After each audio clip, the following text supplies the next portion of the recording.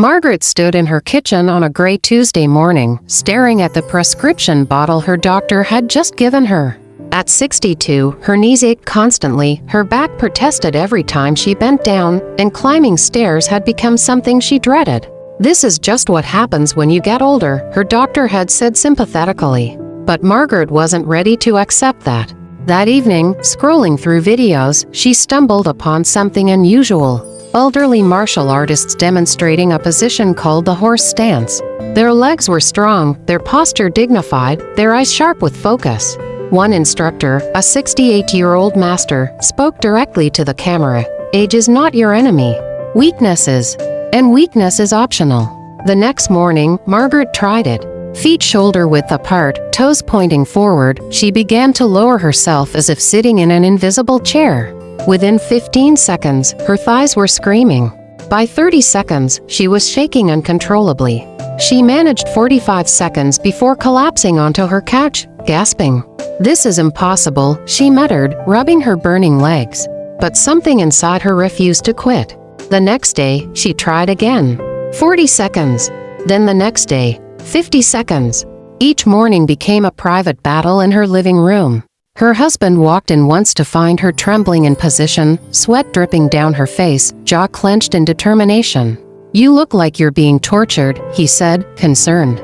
"I am," she replied. "But I'm the one doing it to myself." By the end of the first week, she could hold the stance for 90 seconds. More importantly, something had shifted in her mind. She wasn't just exercising, she was proving something to herself. For weeks in, Margaret noticed changes that surprised her. Getting out of bed in the morning no longer required the careful, calculated movement of someone afraid their body might betray them. Her knees, which had ached for years, hurt less. The constant lower back pain that had been her companion for a decade had diminished significantly. But the physical changes were only part of the story. The horse stance required something she'd forgotten she possessed: mental fortitude. When her legs burned and her mind screamed at her to quit, she had to find something deeper. She learned to breathe through discomfort, to separate the sensation of effort from actual pain, to push past the voice that said you can't.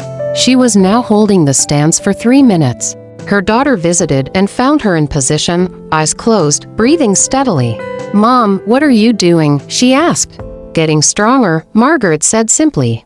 "Not just my stance for 8 minutes. During those 8 minutes, the rest of the world fell away. Her breathing synchronized with her heartbeat. Her mind, usually racing with worries about aging, finances, family, became still. She felt rooted, powerful, alive in a way she hadn't felt in decades. Her grandchildren visited, and she demonstrated her stance. They tried to copy her, laughing and wobbling, but they were impressed.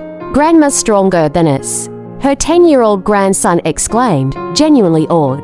The benefits kept multiplying in ways Margaret never anticipated.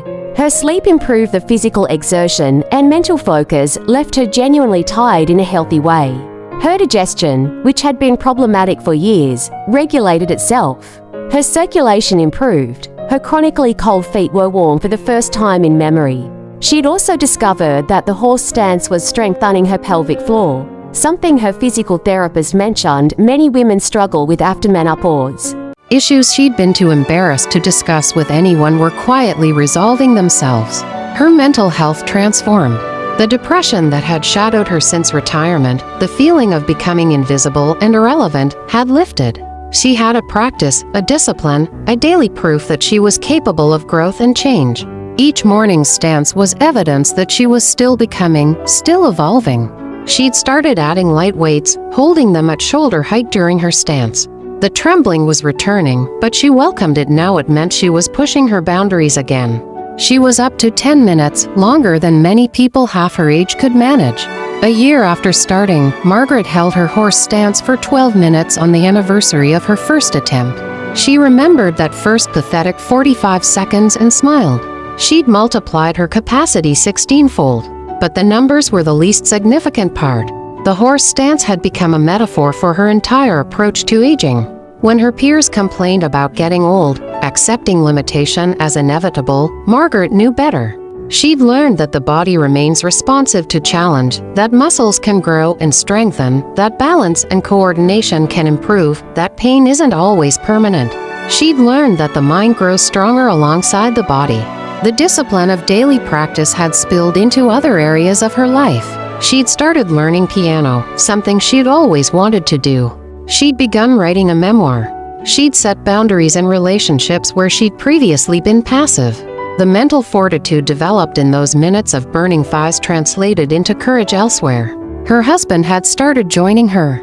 Together, they'd stand in horse stance in the morning sun streaming through their living room window, breathing together, growing stronger together. It had become a shared ritual, a partnership in refusing to surrender to age. Now, when younger people asked Margaret about the horse stance, she told them it wasn't magic. It was simply consistent challenge applied to a body that remained capable of adaptation for longer than most people believed possible. The stance engaged nearly every muscle group, required mental focus, improved balance and stability, strengthened bones, and taught the profound lesson that discomfort and growth are inseparable. Over 50 isn't an ending, she'd say. It's just a different chapter. And in this chapter, I'm learning that strength isn't about what I could do in my youth, it's about what I choose to cultivate now. She still took that stance every morning.